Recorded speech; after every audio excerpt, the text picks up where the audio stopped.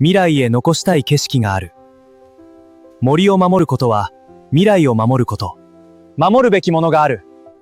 この1000年続く森を、未来の世代へ残したい。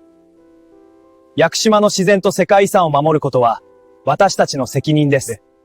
この美しい森を未来へつなぐために、私たちは今行動しなければなりません。皆さんもぜひ、屋久島の自然を守る活動に参加してください。